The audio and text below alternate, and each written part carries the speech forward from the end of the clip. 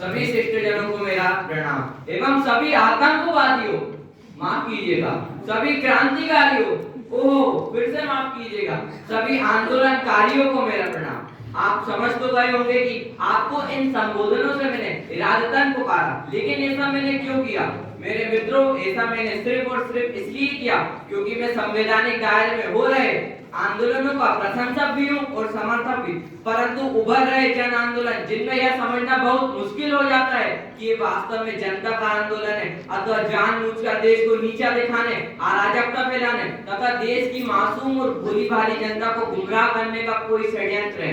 यहाँ बैठे पूर्व वक्ताओं ने न जाने कितने ही आंदोलनों का उदाहरण दिया और साथ ही साथ भारत में हुए तात्कालिक प्रदर्शनों का भी हवाला दिया और आपको समझाने का भरपूर प्रयत्न किया कि जन आंदोलन कैसा भी हो वह लोकतंत्र के लिए उचित होता है। एक छोटी सी पारिवारिक घटना के आधार पर मैं अपनी बात को आगे बढ़ाना चाहूंगा। एक परिवार के दो भाई थे। एक भाई का काम घर की आवश्यकताओं के लिए पैसों की व्यवस्था करना था और दूसरे भाई का काम उसी पैसे से घर की समस्त गतिविधियों को सुचारू रूप से चलाना था।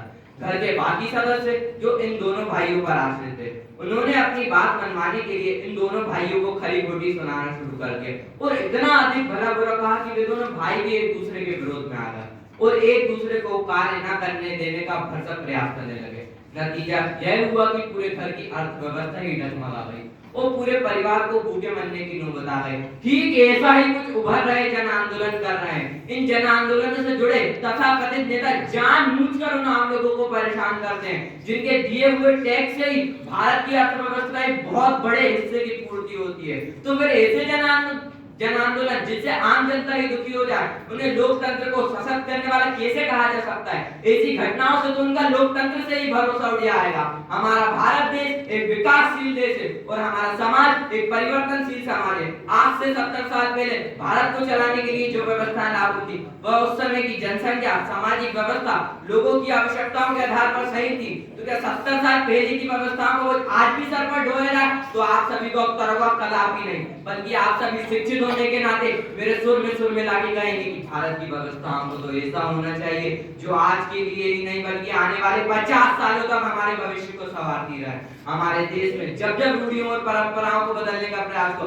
तब तक समाज के बड़े वर्ग के द्वारा उसका विरोध हुआ, लेकिन तब भी उन रूढ़ियों को छोड़कर हमारा देश आगे बढ़ा। ठीक उसी तरह हमारे देश को आत्मनिर्भरता के क्षेत्र में, कृषि के क्षेत्र में, रक्षा के क्षेत्र में, उद्योगों के क्षेत्र में नए नियम एवं नई व्यवस्थाओं की आवश्यकता है। परंतु सबसे दुखद बात तो यह है कि पूर्व के वर्षों की भांति पुरानी व्यवस्था में जमे हुए लोग जब संवैधानिक रूप से नए बदलावों को आने से नहीं रोक पाते तो वे छद्म जन आंदोलन का सहारा लेकर अपनी बातों को मनवाने का प्रयास करते हैं और जिनकी लोकतांत्रिक व्यवस्था में भी कोई आस्था नहीं होती। ऐसे उभर रहे जन आंदोलनों का मैं घोर विरोधी हूँ और आज ही बन रहूंगा। उभर रहे जन आंदोलन के स्वरूप की एक छोटी सी झलक इस उदाहरण के माध्यम से मैं आपको देना चाहूंगा। मान लीजिए किसी कार्यालय के द्वारा एक प्रतियोगिता का आयोजन हुआ, मैंने उस प्रतियोगिता में भाग ही नहीं लिया और बाद में उस कार्यालय के सामने धरना देने लगूं कि सिर्फ और सिर्फ मुझे ही प्रथम घोषित किया जाए, तो यहाँ बेटा प्रत्येक व्यक्ति मेरी मूर्खता के चर्चे कई वर्षों तक करता रहेगा। और ठीक उसी तरह कुछ राजनेता एवं लोग जनता का कोई पक्ष नहीं रखते और जब उन्हें विरोध का कोई तरीका समझ नहीं आता तो सदन से वॉकआउट कर जाते हैं, सदन में पर्चे फाड़ते, उद्दंडता करते हैं, परंतु हो रही बहस में अपना ऐसा कोई विचार नहीं रखते जिससे वह सदन को समझा सके कि उनके विरोध का कारण क्या है। कई नेता तो ऐसे भी हैं जो सदन में जिस बात के पक्ष में होते हैं बाहर आकर मीडिया में उसी के विपक्ष में बोलना शुरू कर जाते हैं और ऐसे ही राजनेता अपनी जिम्मेदारियों को भूलकर भड़काऊ भाषण देकर झूठ बोलकर ऐसा प्रायोजित जन आंदोलन खड़ा कर देते हैं जो सिर्फ और सिर्फ उनके लाभ के लिए होता है, ना कि जनता के। ऐसे उभर रहे जन आंदोलनों से भारत के संघीय ढांचे को तहस-नहस करने का पूरा प्रयास किया जाता है और याद रखिए वही संघीय ढांचा है जो हमारे देश के लोकतंत्र की रीढ़ की हड्डी है।